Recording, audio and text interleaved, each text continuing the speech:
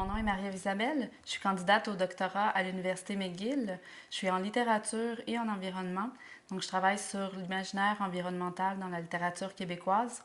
Je suis aussi chargée de cours à l'École d'environnement de McGill pour un programme d'été qui s'appelle Montreal's Urban Sustainability Experience.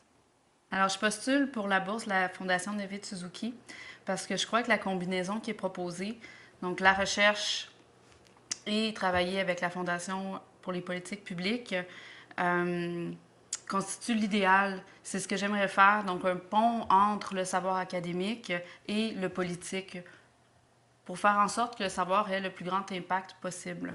Et je crois que la bourse serait une occasion parfaite pour moi d'explorer les deux sphères en même temps et de voir comment une peut agir sur l'autre.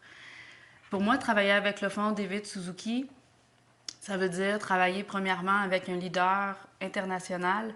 La Fondation prône le dialogue avec les citoyens, le gouvernement, les entreprises. Et c'est une approche qui correspond à mes valeurs. Je crois qu'il faut s'adresser à tout le monde en même temps et pas juste au gouvernement ou aux entreprises ou aux citoyens, mais vraiment travailler à des messages qui peuvent rejoindre tous ces gens-là. Finalement, travailler avec la Fondation Suzuki, pour moi, ça veut aussi dire utiliser l'éducation, la science et le plaidoyer.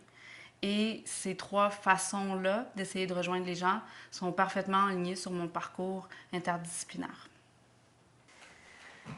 Ce que j'aimerais faire pendant la durée de la bourse, ce serait travailler à mieux comprendre ce qui motive les gens à opter pour le changement. On le sait, convaincre les gens, c'est très difficile. Je pense qu'il y a certains arguments qui sont plus efficaces que d'autres. Entre autres, la preuve par l'exemple. Et ce que je veux dire par là, c'est que raconter des histoires positives est très efficace pour inspirer le changement. Et c'est pour cette raison-là que je crois que c'est important de raconter ces histoires-là, de les compiler, de les partager et de voir comment ça peut influencer notre imaginaire, notre motivation. À ce sujet-là, j'aurais beaucoup d'idées de ce que je pourrais faire comme projet de recherche et de projet avec la Fondation. Par exemple, ça pourrait être la construction d'une banque de données sur les initiatives de développement durable dans les villes du Québec et de l'Est du Canada. Je sais pour avoir travaillé sur les initiatives de développement durable à Montréal que ces histoires-là sont souvent éparpillées et c'est très difficile de trouver un répertoire où on peut avoir une vue d'ensemble sur ce qui se fait par ville ou par région. Et à partir de cette banque de données-là, le projet de recherche pourrait porter soit sur l'impact de raconter ces histoires-là ou sur la façon dont ça influence d'une façon positive notre imaginaire. Donc, ce sont des exemples de projets sur lesquels j'aimerais travailler. Je suis très ouverte aussi à travailler avec l'équipe à la Fondation pour voir quel genre de projet pourrait répondre à leurs besoins. Dans un cours d'environnement que j'ai enseigné il y a quelques années à McGill, j'ai vécu une expérience qui m'a fait changer d'idée sur la meilleure façon d'inspirer le changement. On a donné à lire aux étudiants une année un livre sur l'histoire environnementale qui portait sur l'effondrement des civilisations. C'était un livre très pessimiste où l'auteur concluait que les solutions étaient presque inexistantes. On a trouvé que les étudiants dans le cours avaient très fortement réagi à la lecture de cet ouvrage-là, qu'ils avaient été très déprimés, l'énergie était basse dans le cours et je pense qu'à la fin du semestre, les étudiants n'étaient pas très satisfaits avec ce qu'ils avaient expérimenté pendant la session.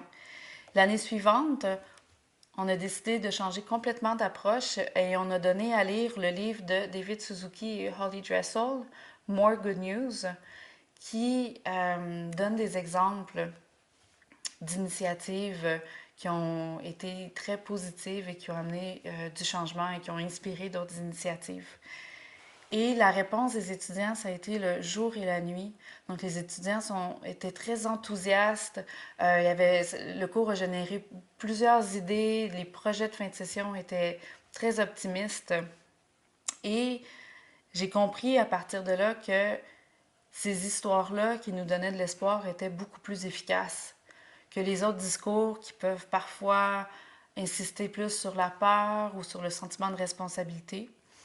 Et j'ai décidé de conserver cette approche-là dans mon enseignement. On pense souvent que pour bâtir un argumentaire solide, on a besoin de plus de faits scientifiques. ou de plus de données économiques. Mais je crois qu'on a besoin aussi de mieux comprendre comment notre imaginaire influence notre comportement. C'est pour cette raison-là que utiliser les histoires positives peut renforcer l'argumentaire en nous donnant des modèles à suivre et en servant de preuve par l'exemple.